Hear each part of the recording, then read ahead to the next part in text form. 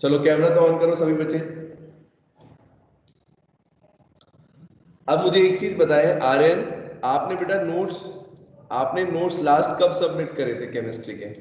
सोच के बताओ जरा, दिमाग पर जोर डालो। फर्स्ट पार्ट के करे थे, फिर उसके बाद सेकंड पार्ट के कब करोगे? और थर्ड पार्ट के नोट्स मैंने आपको कब दिए थे ग्रुप में, पता है आपको? व्हाट्सएप पे कब अपलोड करे थे? चेक करके भी देख सकते हो। बताओ मुझे जरा, जो शुरू से क्लास ले रहे हैं इनको पता है, मयूरी को पता है, आर्यन सबको पता है। जब मैं रिवीजन करा रहा था बेटा चैप्टर 2 का, तो मैंने आप लोगों को कहा था कि पहले के स्टूडेंट जो है वो नोट्स को जल्दी से जल्दी कंप्लीट कर लें, है ना? लेकिन ऐसा हुआ नहीं, ऐसा नहीं हो पाया है, क्योंकि बच्चे कहाँ चले गए? बच्चे क्लास तो ले रहे हैं डेली, लेकिन वो केमिस्ट्री का काम सबमिट नहीं कर रहे हैं, है ना? बाकी सबका सबमिट करने में लगे हुए हैं। सब्जेक्ट भी बोलूं मैं अब?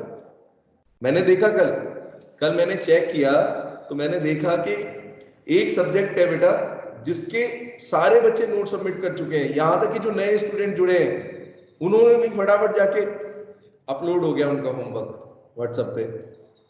जानना चाहोगे ये सब्जेक्ट कौन सा है? हंस रहे हैं नीट वाले बच्चे हंस रहे हैं, तो इसका मतलब इनको पता है कि मैं क्या बात कर रहा हूँ। हाँ साक्षी ठीक है, तो केमिस्ट्री का होमवर्क मत सबमिट करो, केमिस्ट्री थोड़ी पढ़ोगे। क्यों? एग्जाम में केमिस्ट्री आएगी दो या पार्ट नहीं? के करे ना, 2 पार्ट के सबमिट करें, तो थर्ड पार्ट के कब करोगे? Yes sir. संडे सर को आज शाम को कर लेंगे। 3 अगस्त को, 3 या 4 अगस्त की डेट को मैंने व्हाट्सएप ग्रुप पे पहली बार आपको होमवर्क मतलब नोट्स दे दिए थे पार्ट 3 के, और फिर बोला था बेटा 1 हफ्ते के अंदर सबमिट करना तबशल, ठीक है? तो तब वो 18-20 पेज थे, तो मैंने इसलिए आपको टाइम दिया कि बच्चे चलो 1 हफ्ते में करेंगे, आराम से धीरे धीरे करके 2-2 3-3 पेज करेंगे, तो तब तक वो काम कंप्लीट हो जाएगा। लेकिन ऐसा हो ना पाया, ठीक है? क्योंकि नए बच्चों को देखकर पुराने बच्चों ने भी सोचा कि चलो ठीक है, अभी तो रिवीजन चल रहा है, अभी तो बहुत एंजॉय करते हैं, आराम से क्या करना है, समझ में सब आ रहा है, ऐसी बात नहीं, आप लोग अच्छे बच्चे हो, सबका काम सब अच्छे से समझ रहे हैं, क्लास अटेंड कर रहे हैं, लेकिन काम सबमिट नहीं कर रहे हैं, लिख के नहीं देख रहे हैं। जब तक बेटा नोट्स को लिखेंगे नहीं, राइट नहीं करेंगे, तब तक क्या समझ में आएगा? ठीक है? अभी जो नए स्टूडेंट हैं उनके लिए तो मैं मानता हूं, चलो उनके लिए बहुत काम है, लेकिन जो पहले के स्टूडेंट जुड़े हुए हैं, इतने अच्छे अच्छे बच्चे जुड़े हुए हैं, परीक्षित, आर्यन, तफसील, इनका क्या करेंगे? मयूरी आप लोग कब सबमिट करने वाले हो काम? या फिर मेरी बात का इंतजार करोगे कि मैं बोलूंगा, अब आज बोल दिया अब सबमिट हो जाएंगे मंडे तक? मतलब बीच में बोलता रहा करूं, जैसे ही क्लास कल से शुरू करूंगा मैं डेली बोलूंगा सबसे पहले 2 मिनट बेटा सबमिट, इस बच्चे ने होमवर्क सबमिट नहीं किया, या मैं आपको 2-2 पेज के नोट सबमिट करने मतलब देता रहूं। अगर इकट्ठे बेटा दे रखे हैं, आपको पता थी ये बात कि सर ने दे दिए हैं नोट्स और कभी ना कभी तो कंप्लीट करके देने आ रहे हैं, तो अब की से बेटा जब भी नोट्स आपको दिए जाएंगे, सभी बच्चे ध्यान दें, 1 हफ्ते के अंदर, चाहे वो 18 पेज हो या 10 पेज हो या 15 पेज हो, आपको 1 हफ्ते के अंदर 1 वीक का टाइम मिलेगा। करेक्ट, बिल्कुल। तो मंडे तक मुझे चैप्टर 2 कब तक पढ़ोगे? पूरी जिंदगी चैप्टर 2 थोड़ी पढ़ोगे, और भी चैप्टर्स हैं पढ़ने के लिए, ठीक है? तो चैप्टर 2 के नोट्स बेटा मंडे तक सभी बच्चे कोशिश करें सबमिट कर दें। जो न्यू स्टूडेंट है, ठीक है, 1-2 स्टूडेंट अगर न्यू है, राहुल है, तो राहुल बाद में कर सकता है, अभी आई थिंक क्लास में है कि नहीं है, कैमरा ऑफ होता जा रहा है कई बच्चों का। दानिश शेख बेटा, दूसरा वाला दानिश कहाँ है जो क्वेश्चन पूछता है, ये है कहाँ? कैमरा ऑन करो जल्दी, Danish Shaikh the second one, जल्दी से दानिश कैमरा ऑन करो। नहीं, रिप्लाई से नहीं चलेगा, मैं रिप्लाई मैसेज देखूंगा ही नहीं, मैं मैसेज देख ही नहीं रहा। I am on camera, I am in computer, what is this? Webcam ले लो, एक वेबकैम ले लो, ऐसे कैसे पता चलेगा कि पढ़ रहा है कि सो रहा है कि क्या कर रहा है? ठीक है, वेबकैम बेटा, वेबकैम लेना है। तो बेटा एक बात ध्यान रखें, केमिस्ट्री का काम टाइम पर सबमिट करें। मेरी आदत बेटा नहीं है, मैं बार बार नहीं बोलूंगा आपको पता है, अब मैंने अब जाके बोला है, 3 अगस्त को मैंने नोट सबमिट मतलब दिए थे व्हाट्सएप पे, उसके बाद आज बोला है मैंने, जब मैंने ये देखा कि बच्चे बायो का काम सबमिट कर रहे हैं, फिजिक्स का काम सबमिट कर रहे हैं और केमिस्ट्री का काम ही सबमिट नहीं हो रहा, ठीक है? तो आप लोगों को ऐसे ही बैटरी आपको चार्ज करना पड़ेगा बीच बीच में, या अपने आप कर सकते हो अब नेक्स्ट टाइम 1 वीक के अंदर नोट सबमिट होंगे सबके? बोल दो सभी बच्चे, जो जो बोल रहे हैं उनका नाम मैं नोट यस कर, सर। Yes sir. नोट कर, ठीक है ठीक है ठीक है बेटा, तो जल्दी से जल्दी सबमिट करेंगे और एक बच्चे को बोलने की जरूरत नहीं पड़नी चाहिए। लक्ष्य ठीक है? लक्ष्य ओके सर। हाँ, आप सबमिट नहीं करेंगे आपके नोट्स, ठीक है? तो इसलिए मुझे सब पता है बेटा, ये मत सोचो कि मुझे एक एक बच्चे का पता है कि कौन क्या कर रहा है, कौन कितनी बायो पढ़ता है, केमिस्ट्री पढ़ता है, फिजिक्स पढ़ता है। इंटरेस्ट लो सब्जेक्ट में, ठीक है? सब्जेक्ट में इंटरेस्ट लो, टीचर अच्छा नहीं लगता तब भी इंटरेस्ट लो, अपना नुकसान मत करो, ठीक है? चलो कोई बात नहीं। तो बेटा कल जो हमने पढ़ा था उसको एक बार जल्दी से देख लेते हैं। बोर्ड पर मैंने डायग्राम ड्रॉ कर रखे हैं। अगर एक इलेक्ट्रॉन बेटा ग्राउंड स्टेट से एक्साइटेड स्टेट में जाता है तो एनर्जी का बेटा यहां पर क्या होता है? एनर्जी वो क्या करता है? हमेशा एब्जॉर्ब करेगा। के शेल से अगर वो किसी भी हायर एनर्जी लेवल में जाएगा तब से एल में जा सकता है, एफ में, एन में, किसी भी शेल में जाएगा तो हमेशा कल आपको बताया था कि एनर्जी को बेटा क्या करता है? एब्जॉर्ब करता है। और ये एनर्जी बेटा एच न्यू क्यों लिखी हुई है श्रुति? एच न्यू का मतलब क्या है? क्योंकि जो भी एनर्जी एब्जॉर्ब होगी वो किस फॉर्म में होगी? क्वांटम थ्योरी में क्या से ट्रांसफर होगा एनर्जी का? पैकेट की फॉर्म में होगा या कंटिन्यूअस होगा? पैकेट की फॉर्म, क्वांटा, क्वांटा की फॉर्म में होगा।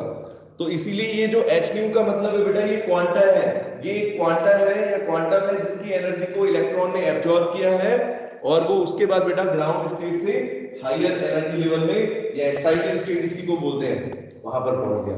ठीक है बच्चों, आ गया समझ में? कल बताया था बहुत अच्छे से।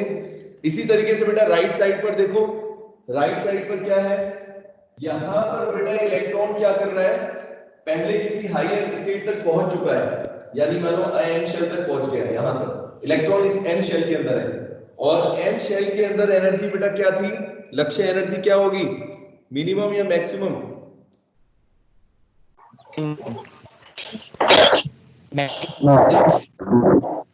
क्या है लक्ष्य? मैक्सिमम बोल रहे हो हाँ कि minimum?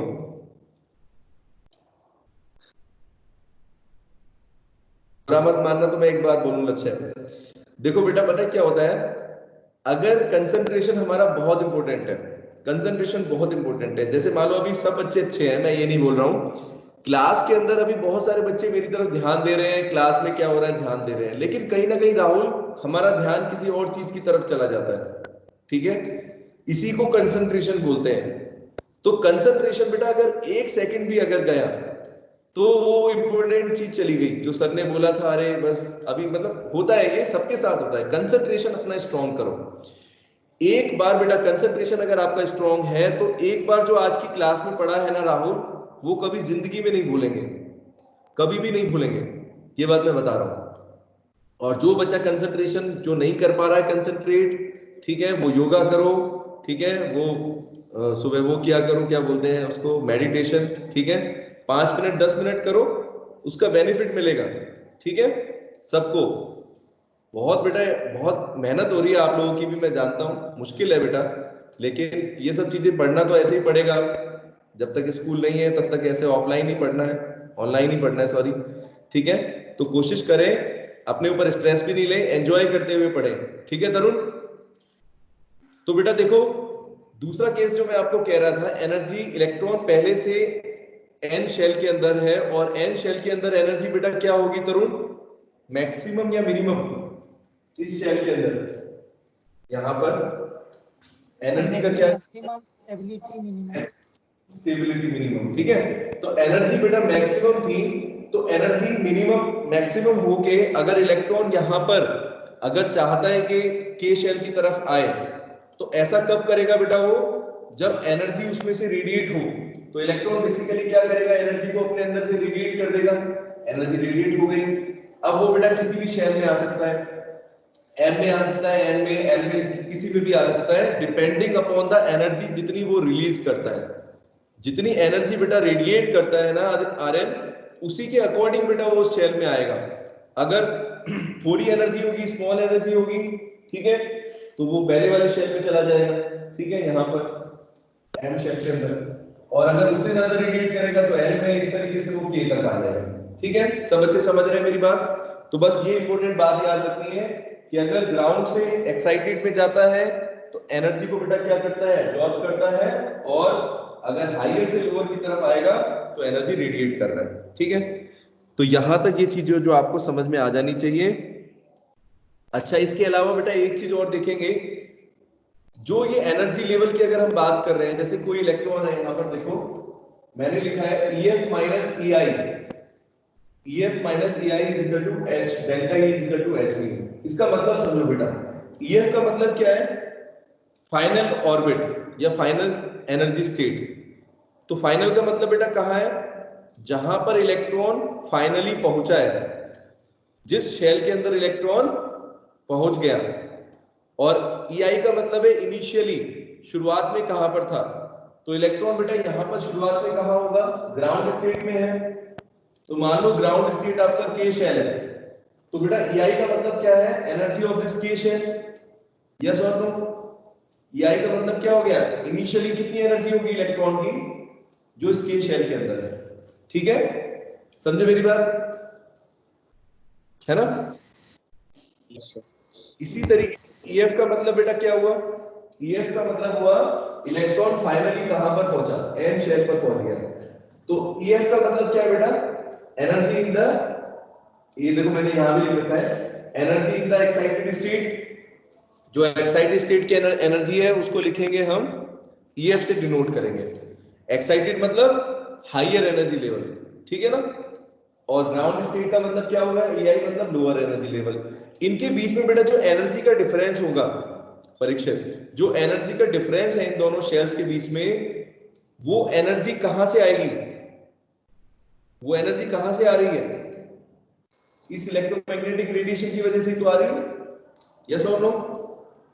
EF minus EI is equal to delta E की वैल्यू बेटा किसके बराबर होनी चाहिए, h न्यू। h न्यू का मतलब क्या है, जो क्वांटम को, जिस क्वांटम को ये एब्जॉर्ब कर रहा है ना तपशिल, जिस क्वांटम की एनर्जी को बेटा ये एब्जॉर्ब कर रहा है इलेक्ट्रॉन, जिसकी वजह से ये लोअर से हायर में जा रहा है, वही है h न्यू। समझ गए? तो डेल्टा E की वैल्यू बेटा किसके बराबर आएगी, delta E is equal to h nu होगा। ये बच्चे ध्यान दें सभी बच्चे। तो एनर्जी का बेटा जो डिफरेंस होता है हमेशा, द अमाउंट ऑफ एनर्जी, चाहे वो एमिट हो रही हो चाहे बेटा एब्जॉर्ब हो रही हो। तो यहां पर तो एनर्जी बेटा क्या होगी लक्ष्य, यहां पर एनर्जी एब्जॉर्ब हो रही है, ठीक है, एनर्जी एब्जॉर्ब हो रही है। और यहां पर एनर्जी बेटा क्या हो रही है, जब हायर से लोअर की तरफ जा रहा है तो एनर्जी रेडिएट हो रही है। लेकिन बेटा अगर वैल्यू की बात करें, डेल्टा E की वैल्यू, तो दोनों में क्या होगी, h न्यू के बराबर होगी। यस और नो राहुल, बताएं जरा। Yes sir. दोनों केसेस में बेटा h न्यू के बराबर है। डिफरेंस दोनों में सिर्फ इतना है कि राहुल इसमें एनर्जी बेटा एब्जॉर्ब हो रही है, क्वांटम की एनर्जी एब्जॉर्ब कर रहा है, और यहां पर इलेक्ट्रॉन खुद एनर्जी अपने अंदर से रेडिएट कर रहा है। ठीक है, सेकंड केस में जब बेटा आप हायर से लोअर में इलेक्ट्रॉन जाएगा तो एनर्जी को रेडिएट करेगा। बस इतनी चीज समझनी है, ठीक है? तो डेल्टा E की वैल्यू जो है बेटा वो h न्यू के बराबर हो गई। डेल्टा E का मतलब क्या है, एनर्जी डिफरेंस है ये, ठीक है साक्षी, एनर्जी डिफरेंस है बेटा। इनिशियली इलेक्ट्रॉन कहां पर था, मान लो यहां पर इनिशियली n शेल के अंदर था, तो इसको लिखेंगे EF माइनस EI। इनिशियली कितना है, इनिशियली यहां पर है सॉरी, और फाइनली जो है यहां पर पहुंच गया। तो EF minus EI is equal to delta E is equal to h nu. ये चीज समझ लीजिए, ठीक है? आया समझ में सबको यहां तक? ठीक है, तो ये आपको अभी यूज करेंगे हम, डेल्टा E का बेटा यूज करने वाले हैं जब मैं आपको रिडबर्ग्स कांस्टेंट बताऊंगा। रिडबर्ग्स फॉर्मूला एक बताया था, एक रिडबर्ग्स फॉर्मूला होगा यहाँ पर, तो उसके अंदर बेटा डेल्टा E का यूज होता है। तो चलो एक बार पहले तब तक अचीवमेंट्स पढ़ लेते हैं एक बार। बोर्स एटॉमिक मॉडल के क्या क्या अचीवमेंट थे बेटा? तो अगर आप ध्यान देंगे बोर्स एटॉमिक मॉडल के क्या क्या लिमिटेशंस, क्या क्या सॉरी अचीवमेंट थे, तो बेटा देखो रदरफोर्ड के मॉडल में स्टेबिलिटी नहीं थी, एनर्जी के बारे में नहीं था। यहां पर बेटा आपको इलेक्ट्रॉन की एनर्जी का पता चल गया कि इलेक्ट्रॉन के अंदर कितनी एनर्जी है, किस शेल के अंदर कितनी एनर्जी है। इसके अलावा आर्यन हमें ये चीज भी समझ में आ रही है यहाँ पर कि इलेक्ट्रॉन के अंदर जिसके पास एनर्जी है वो किस तरीके से स्टेबल रहता है। मतलब कि सिंपल देखो आप, इलेक्ट्रॉन एक ही शेल में हमेशा नहीं रह सकता है ना। वो बेटा क्या करेगा, अगर वो एनर्जी को एब्जॉर्ब करेगा तो वो किसी हायर एनर्जी में, मतलब किसी लोअर एनर्जी की तरफ आएगा। सॉरी उल्टा हो गया, अगर लोअर एनर्जी में है और एनर्जी को अगर बेटा रेडिएशन को एब्जॉर्ब कर लेता है, जैसे मान लो अगर कोई चौक के ऊपर अगर कोई लाइट पड़ी, यहाँ पर ये चौक है, अगर मैं व्हाइट लाइट को उसके ऊपर डालूं, टॉर्च से डालूं या किसी और, तो उस रेडिएशन की वजह से क्या करेगा बेटा, ये चौक के अंदर जो इलेक्ट्रॉन है, के शेल के अंदर जो इलेक्ट्रॉन होगा इसके अंदर एटम के अंदर जाओगे दिखेगा तो है नहीं, ऐसे समझ लो। इलेक्ट्रॉन जो है के शेल के अंदर वो एनर्जी को बेटा एब्जॉर्ब करेगा, और एब्जॉर्ब करने के बाद वो बेटा किसी दूसरे शेल में चला जाएगा हायर एनर्जी लेवल में, ठीक है। और ऐसे ही क्या करेगा, जब आपने लाइट हटा दी तो अब वो इलेक्ट्रॉन जो है जिसने एनर्जी एब्जॉर्ब करी थी बेटा, अब वो चाहेगा मैं दोबारा फिर स्टेबल हो जाऊं, तो फिर दोबारा स्टेबल होने के लिए उसको क्या करना पड़ेगा, अब किसे क्या करना पड़ेगा परीक्षित, एनर्जी को हायर से लोअर की तरफ। इसका मैंने आज बहुत अच्छा, इसका आज मैंने बहुत बढ़िया एग्जांपल निकाला है, पता है कैसे, देखो। तो जैसे मैं आपको हमेशा कहता हूं कि हायर एनर्जी लेवल और लोअर एनर्जी लेवल, अभी बच्चे को कंफ्यूजन अगर आपको कुछ है तो देखो, जैसे आप अभी घर में बैठे हो, मान लो सपोज स्कूल ओपन है, तो आप अपने घर से चलते हो, है ना, एनर्जी के साथ। एनर्जी मतलब कि एनर्जी आपके अंदर होती है ना, और जब स्कूल के अंदर आपकी एनर्जी जो है फिर पूरी यूटिलाइज हो जाती है। जब घर की तरफ वापस आते हैं, जब घर की तरफ वापस आते हैं तो कैसे आते हैं आर्यन, एनर्जी के साथ या एनर्जी के बिना, बताओ। एनर्जी के बिना साथ। एनर्जी के। एनर्जी के बिना। परीक्षित कह रहा बिना एनर्जी, तो पूरी नहीं, एनर्जी, अरे थोड़ी एनर्जी के बहुत, साथ जाते हैं। अच्छा ठीक है ठीक है, हाँ सही है आपकी बात, समझ गए आप लोग। मैं यही कहना चाह रहा हूं बेटा, तो जब आप वापस देखो, कोई इलेक्ट्रॉन वापस के शेल की तरफ कब आएगा, जब उसके पास एनर्जी लेवल क्या होंगे, काफी कम होंगे, है ना। और एनर्जी को लूज करके आ रहा है, स्टेबल होने की तलाश में आ रहा है, घर जाके स्टेबल हो जाओगे, आराम करोगे, बिल्कुल एकदम, है ना, स्टेबल हो गए। और जब घर की तरफ, घर से जब चले थे सुबह, तो ये सोचकर चले थे आज बहुत सारी पढ़ाई करेंगे, बहुत सारी शैतानी करेंगे, है ना, बहुत सारी एनर्जी को यूज करेंगे, बेसिकली एनर्जी को यूटिलाइज करने की बात हो रही थी, है ना, सही है, एग्जाम्पल बढ़िया है। तो एनर्जी को यूटिलाइज करने के लिए आए थे स्कूल में, वहां यूटिलाइज हो गई, उसके बाद फिर वापस आ गए। तो ऐसे ही इलेक्ट्रॉन कर रहा है, इलेक्ट्रॉन क्या कर रहा है बेटा, स्टेबल है, जैसे आप लोग स्टेबल हो वैसे इलेक्ट्रॉन भी स्टेबल है। जब बेटा इलेक्ट्रॉन के शेल के अंदर था तो सोचता था कि कोई आएगा, ठीक है, मैं यहां पर भी स्टेबल हूं न्यूक्लियस के पास। अगर आपने उसको एनर्जी दी बेटा, तो वो थोड़ा सा जिस हिसाब से एनर्जी वो एब्जॉर्ब करेगा उसी हिसाब से वो शेल्स को चेंज कर लेगा, सिंपली। तो मतलब इस तरीके से ये चीज पता चलती है कि इलेक्ट्रॉन एनर्जी बेशक बेटा चेंज करता है, बेशक इलेक्ट्रॉन की एनर्जी कम या ज्यादा हो रही है यहाँ पर, लेकिन उसके बावजूद भी इलेक्ट्रॉन जो है वो एक एटम के अंदर बहुत ही स्टेबल फॉर्म में है, ठीक है, वो अपनी एनर्जी के हिसाब से स्टेबिलिटी की तरफ जाता है। और इस तरीके से बेटा हम देख रहे हैं कि बोर ने एटॉमिक मॉडल को बहुत अच्छे से एक्सप्लेन किया। उन्होंने बताया कि एक इलेक्ट्रॉन की एनर्जी जो है हर शेल के अंदर डेफिनेट होती है, लेकिन कभी कभी वो एनर्जी को एब्जॉर्ब भी कर सकता है और कभी कभी रेडिएट भी कर सकता है। उसी हिसाब से बेटा उसकी क्या होती है, शेल्स की ट्रांसफर होती है, मतलब किस शेल में इलेक्ट्रॉन रहेगा, ठीक है। तो ऐसे मान के चलो बेटा कि इलेक्ट्रॉन हमेशा एक ही शेल के अंदर नहीं रहेगा, वो शेल्स को चेंज करता रहेगा, ठीक है, और फिर भी स्टेबल है। चलो, तो फर्स्ट चीज तो हो गई कि एटम की स्टेबिलिटी आपको समझ में आई। दूसरा बेटा यहां पर मैंने आपको बताया था स्पेक्ट्रम के बारे में, कि बोर ने ये बताया कि एक्सप्लेन किया हाइड्रोजन के लाइन स्पेक्ट्रम को एक्सप्लेन किया, ठीक है। तो हाइड्रोजन का लाइन स्पेक्ट्रम जब आप याद करो, मैंने बताया था हर एक एटम का एक लाइन स्पेक्ट्रम होगा, कलर्ड लाइंस उसके अंदर बेटा नजर से आती हैं। तो ये जो कलर्ड लाइंस आपको नजर आ रही है, स्पेक्ट्रम आ रही है, तो उन्होंने हाइड्रोजन के स्पेक्ट्रम को पूरी तरह से स्टडी किया। अभी आगे पढ़ने भी वाले हैं, कल की क्लास में, नेक्स्ट क्लास में पढ़ पाएंगे। अभी आज तो काफी चीजें हैं इसमें, देखते हैं कहां तक पहुंचते हैं। तो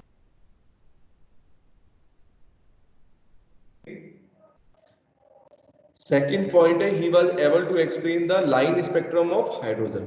ठीक है, थियोरिटिकल है, थियोरिटिकल टॉपिक है, लेकिन आपको पॉइंट्स याद रखने हैं। थर्ड पॉइंट है बेटा, इन्होंने एनर्जी को कैलकुलेट करके बताया आपको, है ना। ईएन जो फॉर्मूला आप करते हो, एनर्जी निकाल सकते हो, किसी भी शेल की एनर्जी निकाल सकते हो कि उस शेल के अंदर इलेक्ट्रॉन की एनर्जी कितनी है, के शेल के अंदर, एल शेल के अंदर, एम के अंदर कितनी भी एनर्जी है। इसके बाद बेटा फोर्थ पॉइंट देखेंगे, हेल्प्स टू डिड्यूस रिडबक्स फॉर्मूला। एक और अचीवमेंट था उनका, रिडबक्स फॉर्मूला तो उन्होंने निकाल के दिखाया। अभी क्या था, ये रिडबक कहां से आया था, कौन है ये रिडबक, बताओ। ऐसा तो है नहीं बेटा, देखो एक चीज समझना आप मेरी बात, मैं आपको बार बार यही चीज समझाता हूं कि कोई एक, जैसे बोर ने अपना, नील्स बोर ने अपना एटॉमिक मॉडल दिया बेटा, उसके साथ साथ एक रिडबक और थे। तो रिडबक ने अपनी इंडिपेंडेंट स्टडी करी, रिडबक्स ने अपनी इंडिपेंडेंट स्टडी करी, मतलब उनका बोर से कोई रिलेशन नहीं था। और उन्होंने बेटा जो इलेक्ट्रॉन की एनर्जी बोर निकाल रहे हैं, ठीक है, उसी तरीके से रिडबर्ग ने भी अपनी एक वैल्यू निकाली, जैसे मैं बताता हूं अभी आपको। और उसी के हिसाब से उन्होंने एक रिडबर्ग फॉर्मूला तैयार किया। जैसे देखो, हमने पढ़ा है बोर्स फॉर्मूले के अंदर En is equal to minus 2 pi square Mt4 upon n square h square. तो बेटा इसको तो नाम दिया था, मैंने बताया था, इट इज बोर्स फॉर्मूला। क्या है ये, बोर्स का एनर्जी फॉर्मूला है। ठीक है बेटा, समझ रहे सभी बच्चे, इसको बोलते हैं Bohr's formula for energy of any electron. ठीक है, ये बोर ने डिड्यूस किया था। लेकिन बेटा एक और साइंटिस्ट थे जिनका नाम था रिडबर्ग। तो रिडबर्ग ने भी एक अलग स्टडी करी, मतलब उन्होंने अपनी खुद की अलग स्टडी करी, और उसके बेसिस पर उन्होंने बेटा एक फॉर्मूला दिया, जैसे जो आपको मैं बताता हूं, जिसको बेसिस पर उन्होंने बोला, एक्चुअल में रिडबर्ग कांस्टेंट जो चीज है, उन्होंने भी ऐसी एनर्जी दी, लेकिन उन्होंने इस तरीके से दिया, ये बोला उन्होंने n स्क्वायर। ठीक है, ये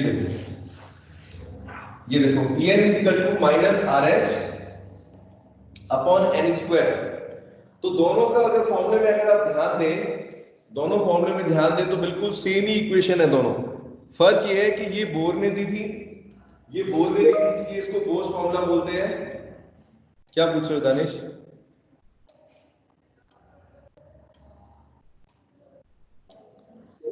z की पावर 2, जेड स्क्वायर, क्या चीज जेड स्क्वायर है, जेड स्क्वायर भी आएगा ना। अच्छा फॉर्मूले में क्या है, अभी बता रहा हूं ना, रुको रुको रुको, अभी बता रहा हूं। जेड स्क्वायर कहां पर दिख रहा है आपको, अरे मेरी राइटिंग ऐसी है, जेड स्क्वायर कहां दिख गया, ओहो रुको, क्लास में कहां चली गई, हाइड्रोजन लाइक एटम के लिए। अच्छा अच्छा, तो बेटा हाइड्रोजन लाइक एटम के लिए, अच्छा वहां पर, ठीक है, हाँ तो लिख देंगे ना जेड स्क्वायर, ये ना यहां पर आ जाएगा। जेड का मतलब एटॉमिक नंबर है, जेड का मतलब बेटा एटॉमिक नंबर होता है। ठीक है, ठीक है दानिश, जेड का मतलब एटॉमिक नंबर है, सिंपल। और अभी वो अगर हाइड्रोजन की बात करेंगे तो इसमें जेड स्क्वायर का कोई जरूरी नहीं है, आप लिखना चाहो लिख सकते हो। अगर हाइड्रोजन के अलावा किसी और एटम के इलेक्ट्रॉन की एनर्जी निकालनी है तब उसमें यूज करते हैं। ओके ठीक है, तो बेटा यहां पर अगर आप देखोगे इस फॉर्मूले को हम क्या बोलेंगे, En is equal to minus RH upon n square। इसको क्या बोलते हैं, it is called Rydberg's formula. ठीक है, इसको रिडबर्ग्स फॉर्मूला बोलते हैं। तो एक्चुअल में बेटा रिडबर्ग ने इंडिपेंडेंट स्टडी करी, और इंडिपेंडेंट स्टडी करके उन्होंने बताया कि किसी शेल की एनर्जी जो En लिखी हुई है यहाँ पर, उसकी वैल्यू होती है minus RH upon n square. और बोर ने फिर इस चीज को अपने खुद के एनर्जी में लेकर, मतलब अपने खुद के फॉर्मूले में रख के पुट करके दिखाया कि एक्चुअल में RH क्या है बेटा, RH ये है, RH का मतलब है रिडबर्ग्स कांस्टेंट, इसकी वैल्यू है minus 2 pi square Me4 upon h square. देख लो बच्चों सभी, ये RH का मतलब यहां पर बेटा रिडबर्ग्स कांस्टेंट है, रिडबर्ग्स कांस्टेंट, ठीक है। तो दोनों इक्वेशन बेटा एक ही है, एक्चुअल में दोनों एनर्जी की इक्वेशन यही है, दोनों ने ये चीज सही बताई थी। बोर ने अपनी खुद की स्टडी करी, रिडबर्ग ने अपनी खुद की स्टडी करी। जब दोनों के रिजल्ट आए बेटा, दोनों के रिजल्ट आए तो क्या हुआ, बोर ने ये वाला फॉर्मूला दिया था, रिडबर्ग ने ये वाला फॉर्मूला दिया था। तो इस जो कांस्टेंट की वैल्यू थी बेटा, तो बोर ने कहा ये वही कांस्टेंट है जो रिडबर्ग ने दिया है, ये वही कांस्टेंट है जो यहाँ पर RH लिखा है, इसकी वैल्यू किसके बराबर हो जाएगी, 2 pi square me4 upon h square. समझ में आई मेरी बात। तो रिडबर्ग्स कांस्टेंट बेटा होता है RH equal to 2 pi square me4 upon h square. और रिडबर्ग कांस्टेंट की वैल्यू कितनी होगी, जो आपने एनर्जी का फॉर्मूला बार बार पढ़ रहे हो उसमें जो वैल्यू लिखी थी, यानी 21.8। हाँ गुड, समझ गए मेरी बात। 21.8 into 10 की पावर माइनस 19 बेटा, ये जो कांस्टेंट की वैल्यू है, क्योंकि तभी तो ये फॉर्मूला आपका बन जाएगा, तभी तो ये बनेगा, ये इक्वल टू माइनस 21.8 है ना, वही है ये अपॉन एच स्क्वायर। तो यानी RH का मतलब बेटा ये हो गया, RH की वैल्यू हो गई 21.8 into 10 की पावर माइनस 19, ठीक है, जूल पर एटम, इसकी यूनिट भी जूल पर एटम हो जाएगी। इस तरीके से बेटा आपको ध्यान रखना है। क्वेश्चन में अब आपको कैसे क्वेश्चन आ सकते हैं, एक तो डायरेक्ट क्वेश्चन पूछ सकता है कि एनर्जी निकालो, या फिर आपको बोलेगा कि रिडबर्ग कांस्टेंट की वैल्यू इतनी है फिर एनर्जी का निकालो, तो आप इसी क्वेश्चन को भी यूज कर सकते हो, उसको भी कर सकते हो, एक ही चीज है।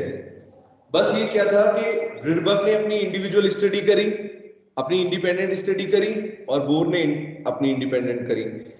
लेकिन बोर ने बेटा क्या किया, क्योंकि रिडबर्ग ने ये फॉर्मूला पहले ही दे दिया था, ऐसे समझ के चलो, रिडबर्ग ने अपना फॉर्मूला अलग दे दिया था, तो उस फॉर्मूले को बेटा रिड्यूस किया अपनी खुद की इक्वेशन से, यानी अपने खुद के बोर्स फॉर्मूले से उन्होंने रिड्यूस करके बताया कि रिडबर्ग कांस्टेंट की वैल्यू जो होती है वो 21.8 into 10 की पावर माइनस 19 जूल पर एटम के बराबर होती है।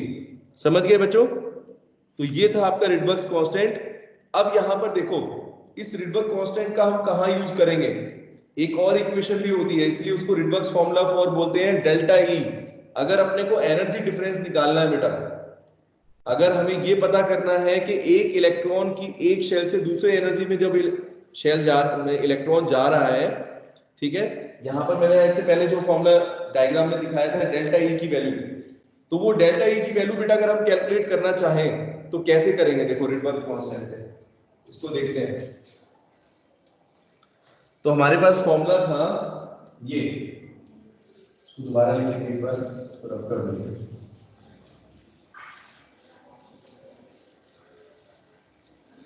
तो यहां पर देखना मैं कैसे लिखूंगा, इसी फॉर्मूले का यूज करूंगा। सबसे पहले बेटा देखो, मान लो इलेक्ट्रॉन जो है, मान लो इनिशियली किसी शेल के अंदर है, इनिशियली किसी शेल के अंदर है, तो बेटा उसको मैं बोलूंगा उसकी एनर्जी कितनी है, साक्षी EI के बराबर है। इलेक्ट्रॉन इनिशियली शुरुआत में किसी एनर्जी लेवल में है, अभी शुरुआत वाला एनर्जी लेवल बेटा हाईयर भी हो सकता है आदित्य और लोअर भी हो सकता है, अभी आप हाईयर लोअर के चक्कर में मत पड़ो, सिर्फ मैं आपको कह रहा हूं इलेक्ट्रॉन मान लो किसी इनिशियली किसी शेल के अंदर है, कोई भी शेल हो, तो EI का मतलब बेटा हो गया energy of electron, energy of electron in first orbit, मतलब इनिशियली किस ऑर्बिट में है, इनिशियली इन ए ऑर्बिट, और शेल इनिशियली शुरुआत में कितने में है, उसकी एनर्जी EI है, ठीक है, कोई भी शेल है।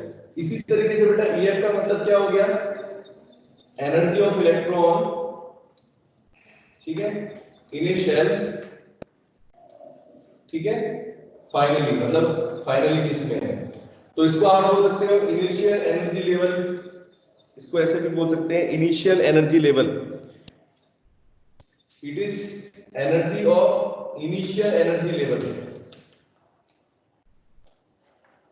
ठीक है। और ये बेटा क्या होगा, energy of final energy level, जिसमें इलेक्ट्रॉन गया है, ठीक है। EI का मतलब क्या है, इलेक्ट्रॉन इनिशियली में शुरुआत में जिस शेल के अंदर था और फाइनली का मतलब बेटा जिस शेल के अंदर गया है, चाहे वो रेडिएट कर रहा हो चाहे एब्जॉर्ब कर रहा हो, वो अलग चीज है। तो बेटा हमारे पास जो वैल्यू आएगी, अगर दोनों की एनर्जी को डिफरेंस करें तो हम लिखेंगे delta E is equal to EF minus EI, ऐसा लिखेंगे, बताओ, EF माइनस EI, ठीक है। और बेटा दोनों का अगर देखो आप, अगर मैं दोनों की शेल की एनर्जी को अगर जानना चाहता हूं तो कैसे निकाल सकता हूं बेटा, देखना मेरे पास ये फॉर्मूला है यहाँ पर, चाहे ये वाला फॉर्मूला ले सकते हो चाहे ये वाला ले सकते हो। इसमें लिख सकता हूं मैं, जैसे अगर मेरे को EI लिखना है तो बेटा क्या करूंगा मैं, यहां पर NI लिख दूंगा, नंबर ऑफ शेल इनिशियली। अगर NF लिखना हो, फाइनली लिखना हो तो NF हो जाएगा। जैसे देखो क्या होगा, ऐसे लिख सकता हूं, देखना सभी बच्चे ध्यान से, EF इज इक्वल टू मैं लिखूंगा माइनस RH अपॉन NF का स्क्वायर, और इनिशियल में लिखूंगा minus RH upon NI square. बोलो ऐसा आएगा, सोच के बताओ, देख लो, बस मैंने कुछ नहीं किया है। इस फॉर्मूले के अंदर NF बेटा फाइनल शेल की नंबर ऑफ शेल हो जाएंगे। अगर इस फॉर्मूले का यूज करूंगा, इस वाले फॉर्मूले का, है ना, तो फाइनल में मैंने क्या लिखा, RH अपॉन NF लिख दिया। NF का मतलब बेटा क्या हो गया, फाइनली किस शेल के अंदर जाना है, ये उसकी एनर्जी है। इलेक्ट्रॉन फाइनली इस शेल के अंदर जा रहा है, F शेल के अंदर, उसमें से बेटा इनिशियल एनर्जी को सब्ट्रैक्ट कर दिया। बच्चों समझ में आया है कि कैसे आया? यस। बाकियों को आया? आदित्य, आई मेरी बात समझ में? Yes sir. तो कैमरा क्यों ऑफ कर लिया? ऑन है तो स्क्रीन पे से हट गए आप लोग, ऐसे कैसे हो जाता है अपने आप? नहीं, इस पे सब दिखते रहते हैं। जब तक दिखोगे आप, जब तक कैमरे पर रहोगे तो दिखेंगे स्क्रीन के ऊपर। चलो ठीक है, तो बेटा RH minus RH upon NF square, और माइनस बेटा देखो क्या किया मैंने, सब्ट्रैक्ट कर रहा हूं ना एनर्जी को, मुझे एनर्जी डिफरेंस चाहिए। तो एनर्जी डिफरेंस के लिए बेटा मैंने यहाँ पर माइनस का साइन लगाया, ठीक है, सब्ट्रैक्ट कर रहा हूं। और पीछे क्या लिख रहा हूं, इनिशियली एनर्जी बेटा कितनी होगी इलेक्ट्रॉन की, माइनस। यहां तक सबको समझ में आ गया? अब बेटा माइनस माइनस साइन को अगर चेंज करें, यहां तो थोड़ा सा चेंज करो इसको, तो आप देखोगे ये प्लस हो गया, ये माइनस हो गया, ठीक है। और दोनों के बीच में से कॉमन निकाल लेते हैं, दोनों के बीच में कॉमन निकाल लेते हैं। इसको आगे लिख दूंगा मैं, तो देखना ऐसे लिख सकता हूं, RH अपॉन 1 अपॉन NI का स्क्वायर माइनस 1 अपॉन NF का स्क्वायर। क्या ये आएगा बेटा, बताएं जरा?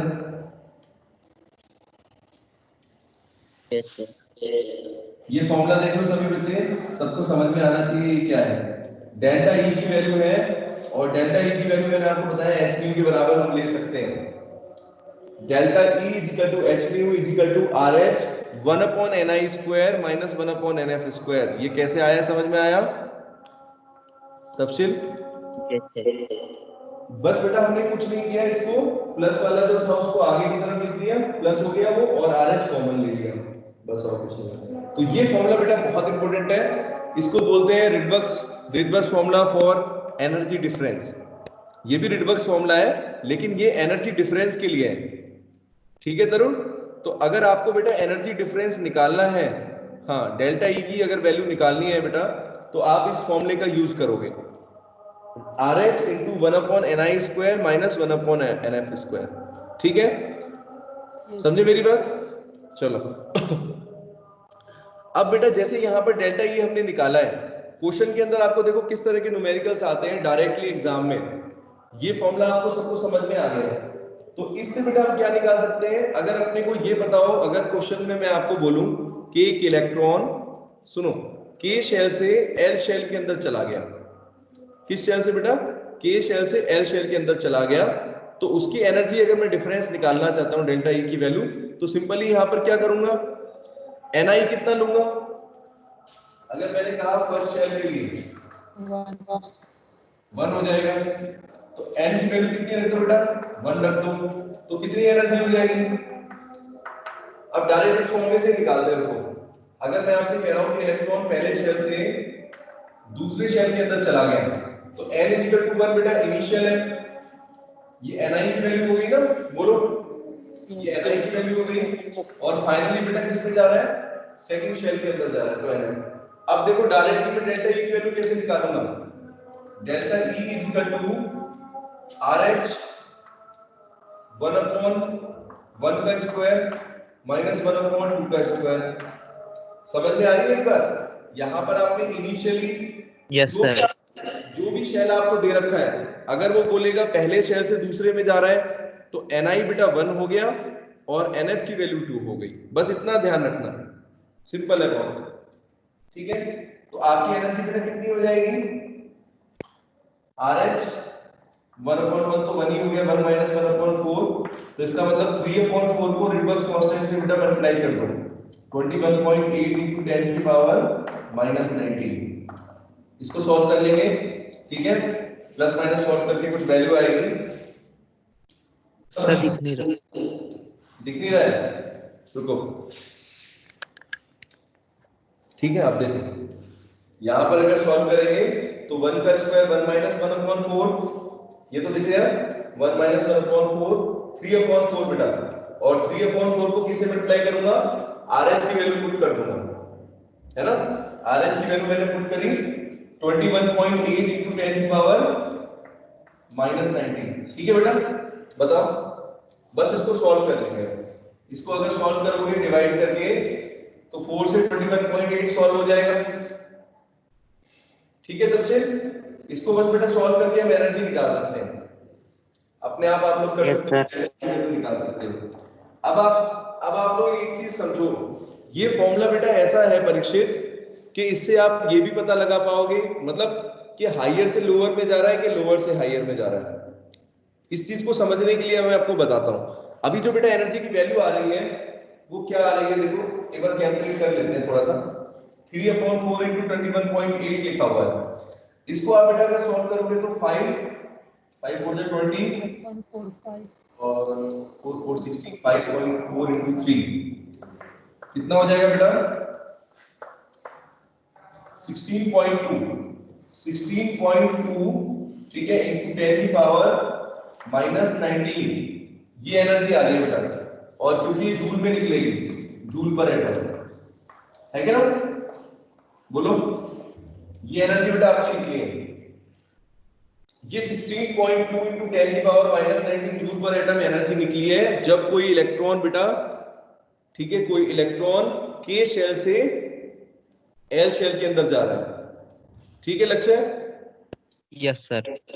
अब आप एक चीज देखना, मैं आपको एक चीज समझाऊंगा, बहुत बहुत ही इंपॉर्टेंट चीज है कि अभी इलेक्ट्रॉन बेटा कहां से कहां गया, पहले शेल से यानी के शेल से एल शेल के अंदर गया, तो एनर्जी को क्या करता है साक्षी, के से एल में गया है तो एब्जॉर्ब, गुड, एनर्जी एब्जॉर्ब करता है, ठीक है। तो एनर्जी बेटा जो ये एब्जॉर्ब कर रहा है, इसीलिए इसका साइन परीक्षित देखो क्या है, पॉजिटिव है, प्लस साइन है इसका, इलेक्ट्रॉन एनर्जी को एब्जॉर्ब कर गया अपने अंदर। अब आप मेरी बात सुनना, जब हम ये निकालेंगे कि सेकंड से फर्स्ट में अंदर कितनी एनर्जी होगी, अगर इलेक्ट्रॉन मान लो वापस आए, यानी इलेक्ट्रॉन बेटा के शेल से, अच्छा चलो ठीक है, आदित्य ने कहा नेट खत्म हो गया, कोई बात नहीं, ठीक है, रिकॉर्डेड देख लेना, ठीक है बेटा। अब मेरी बात सुनना ध्यान से, अगर इलेक्ट्रॉन बेटा एल शेल में पहुंच गया था, ठीक है लक्ष्य, अब एल से अगर वापस के में आएगा तो एक बार इस फॉर्मूले के अंदर वैल्यू पुट करके देखते हैं, अगर इसके अंदर मैं वापस फॉर्मूले में पुट करूंगा वैल्यू तो क्या होगा, आप देखोगे बेटा यही एनर्जी आएगी लक्ष्य, जब आप सेकंड में से वापस एनर्जी लेके आओगे तो आप देखोगे यही एनर्जी होगी, बस परीक्षित क्या होगा, साइन चेंज हो जाएगा, नेगेटिव हो जाएगा, हाँ नेगेटिव हो जाएगी, यही वैल्यू बेटा आएगी लेकिन उसका साइन चेंज होगा। मैं आपको कैलकुलेट करके दिखाता हूं, इसीलिए आप लोगों के सामने कैलकुलेट करूंगा तो आपको समझ में आ जाएगा क्या कहना चाह रहा हूं। देखो, अगर इलेक्ट्रॉन सेकंड शेल से बेटा, सेकंड शेल से फर्स्ट में आ रहा है, तो यानी कि इनिशियल EI की वैल्यू कितनी है, सॉरी Ni लिखो। इनिशियली कौन से शेल में बेटा electron? Ni is equal to 2 लोगे। मान लो के शेल से L शेल में था, तो यहाँ सेकंड शेल से फर्स्ट के अंदर जा रहा है, ठीक है? दिख नहीं रहा सर, दिख नहीं रहा ऊपर। सर दिख नहीं रहा। अरे रुक जाओ, सब दिखेगा, ठीक है? चलो ठीक है। अब देखो L शेल बेटा, L शेल से इलेक्ट्रॉन कहाँ गया है? K शेल में आ रहा है। तो Ni की बेटा वैल्यू कितनी हो गई? Ni 2 हो गया इनिशियली, और फाइनली किस पे जाएगा? K शेल के अंदर, ठीक है राहुल, 1 हो गया। Ni is equal to 1। अब इस फॉर्मूले में पुट करो, इस फॉर्मूले में वैल्यू पुट करो, delta E is equal to RH 1/2 का स्क्वायर, ठीक है? उसमें से 1/1 का स्क्वायर, ये क्या दोनों वैल्यू सेम आ गई?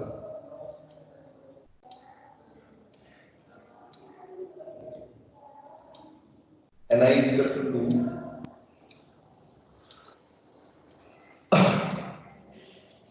हाँ ठीक है। तो बेटा यहाँ पर देखो रेडबर्ग कांस्टेंट की वैल्यू पुट करो, 21.8 into 10 की पावर -19, और ये हो जाएगा बेटा 1/2 का स्क्वायर 1/4 -1, है कि नहीं? देखो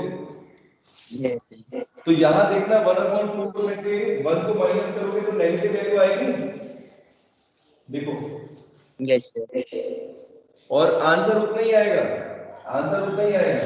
21.8 into 10 की पावर -19, और इसको अगर बेटा सॉल्व करें तो 1 - 4 अपॉन 4 है तो -3/4, यानी 21.8 into 10 की पावर -19 -3/4, है कि नहीं बेटा? तो ये आपका बिल्कुल सेम आंसर आएगा जो यहाँ पर निकला है, लेकिन इस बार साइन जो होगा वो अपोजिट होगा। इससे बेटा आपको क्या समझ में आया कि यहाँ पर एनर्जी बेटा ये क्या कर रहा है? एब्जॉर्ब कर रहा है। एब्जॉर्ब में एनर्जी पॉजिटिव आ रही है ना? एब्जॉर्ब में डेल्टा E की वैल्यू बेटा क्या आ रही है? पॉजिटिव आ रही है, और एनर्जी रेडिएट कर रहा है। जब रेडिएट कर रहा है तो उसको बेटा एनर्जी की वैल्यू हमेशा क्या आ रही है? डेल्टा E की वैल्यू।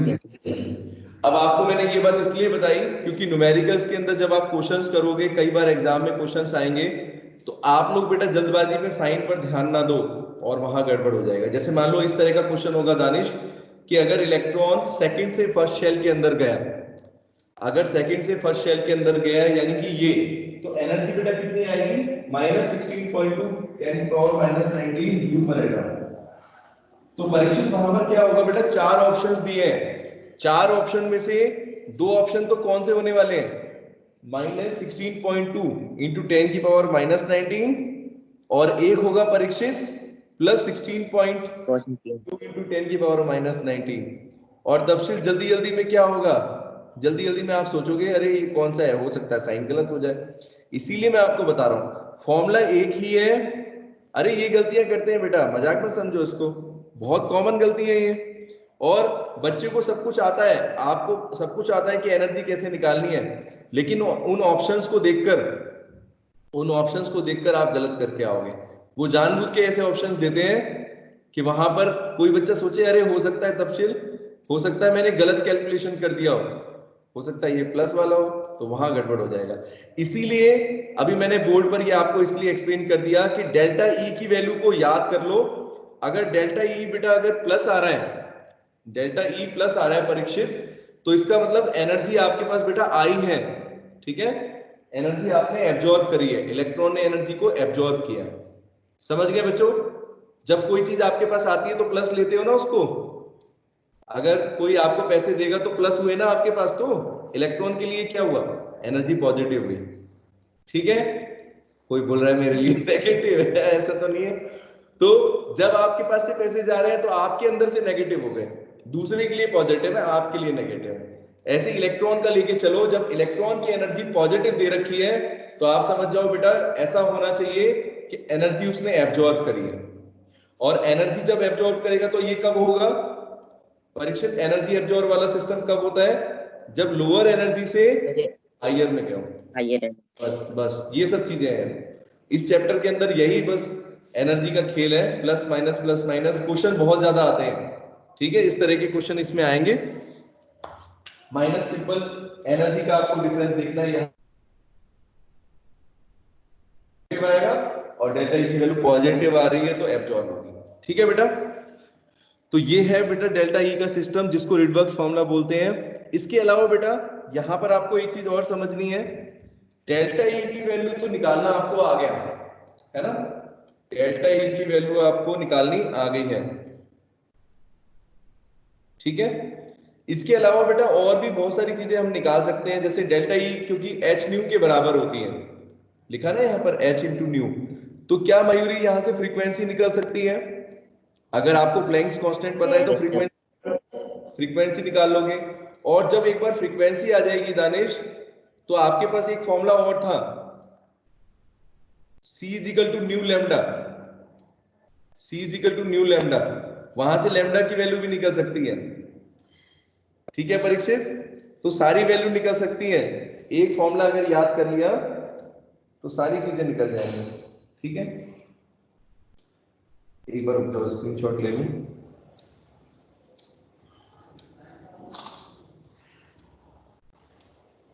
तो बेटा फ्रीक्वेंसी निकल पाओगे, जब फ्रीक्वेंसी आ गई तो आप लैम्डा की वैल्यू भी निकाल सकते हो, और जब लैम्डा की वैल्यू आ जाएगी तो वेव नंबर निकाल लोगे, बताओ जरा। Yes sir. तो वेव नंबर भी निकल जाएगा, तो सारी चीजें आप कैलकुलेट इस फॉर्मूले से कर पाओगे। अरे फोटो ही क्लियर नहीं आता है, चलो। हाँ बेटा, तो यहां तक तो आपको मैंने बताया किस तरीके से हम फ्रीक्वेंसी को निकाल सकते हैं। फ्रीक्वेंसी के बाद बेटा हम क्या कर सकते हैं, वेवलेंथ लैम्डा निकाल पाएंगे, इसको रबी कर देते हैं। फ्रीक्वेंसी कैलकुलेट कर लोगे, लैम्डा कैलकुलेट कर लोगे, वेव नंबर निकाल लोगे, सारी चीजें निकाल लोगे और न्यूमेरिकल आ जाएंगे आपको। तो कुछ बच्चे जो ये कहते हैं कि सर चैप्टर में थ्योरी ज्यादा है, इस चैप्टर के अंदर बेटा वाकई में थ्योरी थोड़ी ज्यादा है, इसमें कोई डाउट नहीं है, लेकिन न्यूमेरिकल्स भी आते हैं, और वो जहां जहां आ रहे हैं मैं उनको बता रहा हूं आपको, जो आपके एग्जाम के पॉइंट ऑफ व्यू से इंपॉर्टेंट है लक्ष्य है। तो मैंने आपको बताया बेटा ये डेल्टा ई का रिलेशन बहुत इंपॉर्टेंट है, ठीक है। इसी तरीके से अगर फ्रीक्वेंसी आपको निकालनी है, ठीक है, H nu is equal to delta E, है ना बेटा। तो यहां से आप क्या निकाल पाओगे, अगर आपके पास डेल्टा ई की वैल्यू आ गई है तो nu is equal to delta E upon H निकाल सकते हो, है ना। अब बेटा मैंने आपको नोट्स के अंदर कुछ फॉर्मूले लिख के दिए हैं, देखो। तो नोट्स के अंदर बेटा मैंने यहाँ पर एक जो फ्रीक्वेंसी का फॉर्मूला दिया है बेटा, उसमें मैंने क्या किया है, यहाँ पर लिखा है nu is equal to delta E upon H, और फिर आगे लिखा हुआ है उसमें 21.8 into 10 की power minus 19 upon Planck's constant की वैल्यू पुट कर दी है into 10 की पावर माइनस 34, दिख रहा है बेटा सबको। और मैंने पीछे लिखा है 1 अपॉन, इसके आगे का ये 1 upon ni square minus 1 upon nf square, दिख रहा है बेटा सबको ये फॉर्मूला। Yes sir. हाँ, ये जो फॉर्मूला बेटा लिखा है इसमें डेल्टा ई की वैल्यू कौन सी है, ये RH है, डेल्टा ई नहीं, ये एक्चुअल में RH है, ये तो RH हो गया, ठीक है, रिडवर्क्स कांस्टेंट। और रुको, रिडवर्क कांस्टेंट नहीं है ये, रिडवर्क कांस्टेंट यहाँ पर चेंज है। अच्छा, यहाँ पर बेटा एक्चुअल में क्या है, जब आप फ्रीक्वेंसी ये निकाल रहे हो, ठीक है, तो आपको इस तरीके से कैलकुलेट करना है, डेल्टा ई अपॉन एच की रेशियो जो है, और ये हो जाएगी, यहाँ पर रिडवर्क कांस्टेंट दूसरा फिर चेंज होगा, तो यहाँ पर एक्चुअल में रिडवर्क कांस्टेंट क्या बनेगा बेटा, इसकी वैल्यू को इससे डिवाइड करेंगे।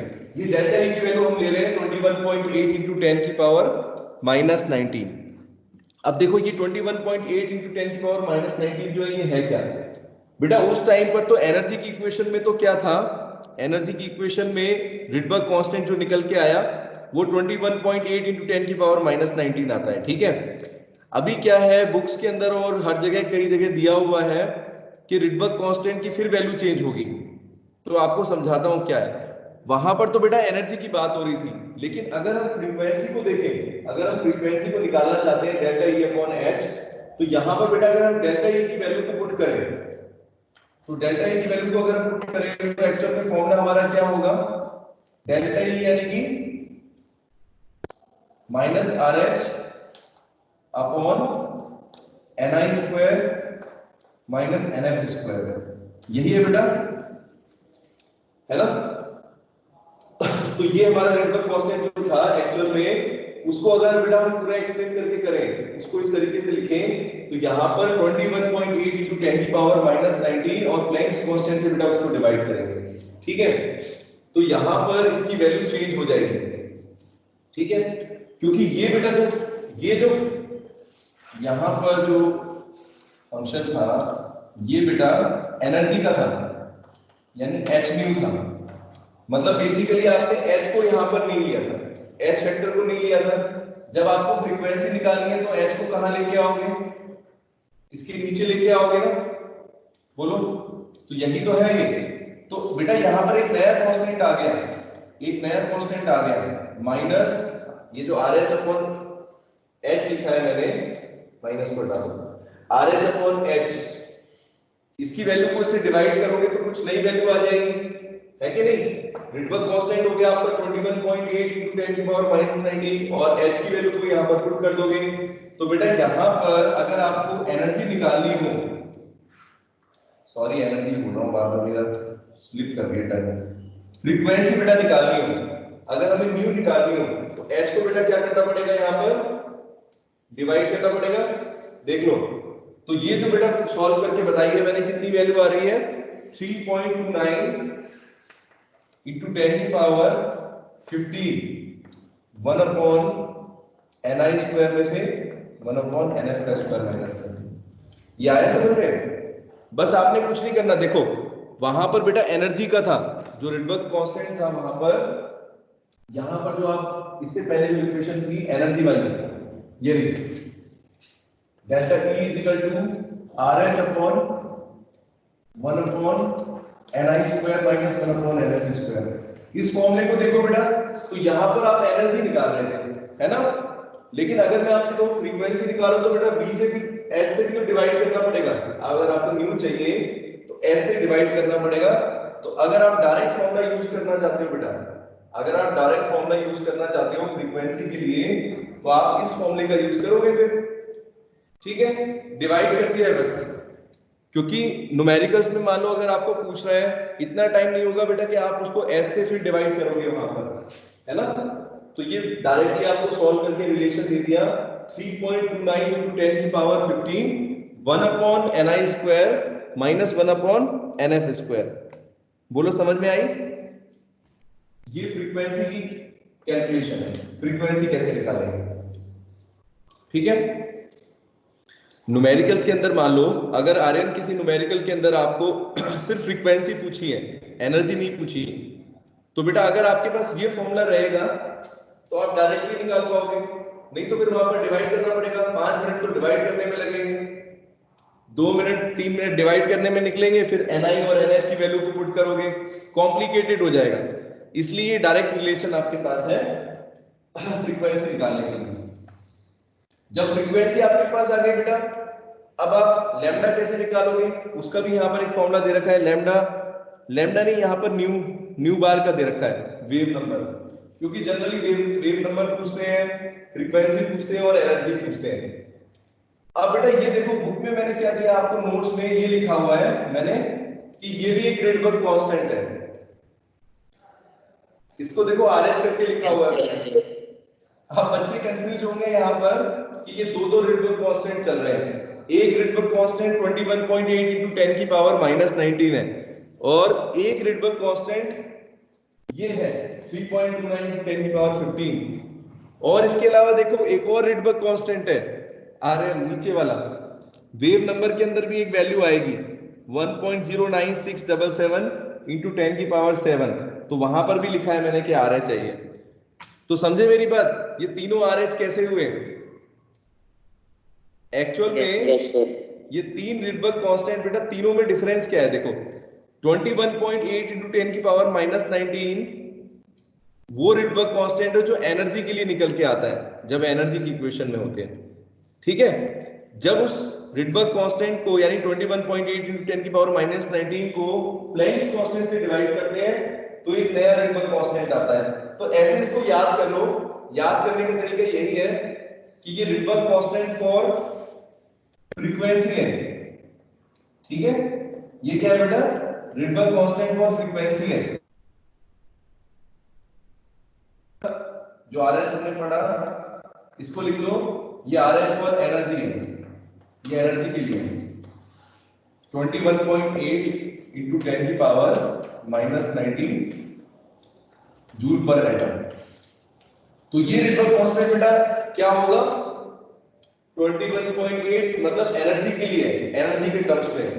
ये वाला कांस्टेंट फ्रीक्वेंसी के टर्म में है 3.29। और जब आपको वेव नंबर निकालनी होगी, वेव नंबर मतलब कि न्यू बार, याद है न्यू बार। और न्यू बार को बेटा वैसे क्या लिखते हैं, 1/लैम्डा लिखते हैं। और अगर फ्रीक्वेंसी के टर्म में लिखना है तब क्या करोगे, उसके लिए यूज करोगे सी। हाँ, तो यहां से लैम्डा की वैल्यू देख लो क्या होगी, लैम्डा को इधर लेके आओ, 1/लैम्डा कितना हो जाएगा, न्यू अपॉन सी, न्यू अपॉन सी, है ना। जहां पर आपको फ्रीक्वेंसी दे रखी होगी क्वेश्चन में, ठीक है।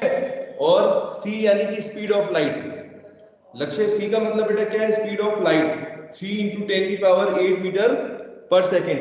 तो एक बार अगर मान लो ये आपका ये जो कांस्टेंट रखा है इसी को अगर मैं यहां पर पुट कर दूं तो 3.29 इंटू 10 की पावर 15 और c बेटा, c कांस्टेंट की वैल्यू कितनी बताइएगी, 3 इंटू 10 की पावर 8 मीटर पर सेकेंड।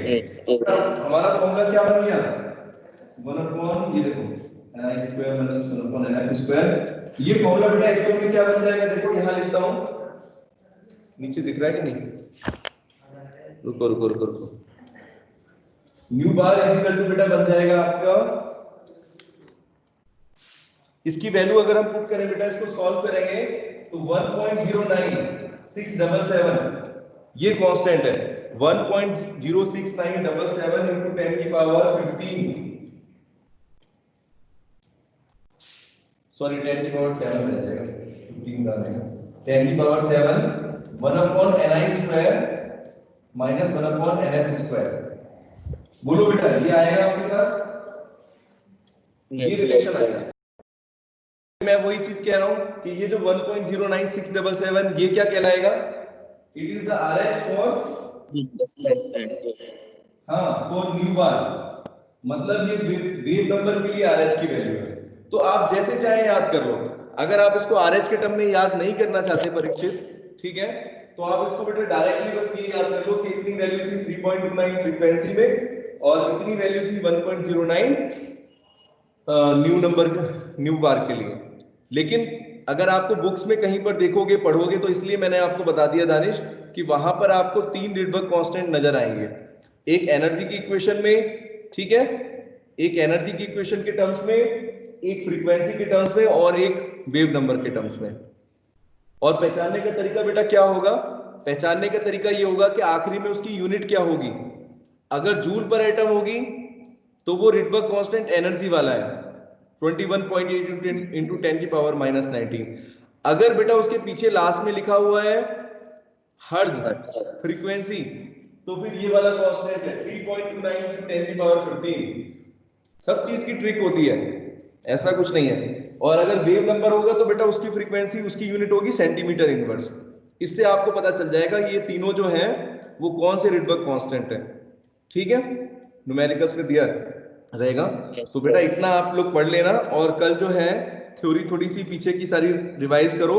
जो आपको कुछ क्वेश्चन दे रखे हैं मैंने बेटा, जो प्रीवियस ईयर क्वेश्चन है उनको करने की कोशिश करना, परीक्षित आई थिंक हो जाएंगे आप लोगों से यहां तक के क्वेश्चन, ठीक है। एनर्जी वाले क्वेश्चंस करना, काफी सारे क्वेश्चन है उसमें। चलो okay, bye and take care, ठीक है।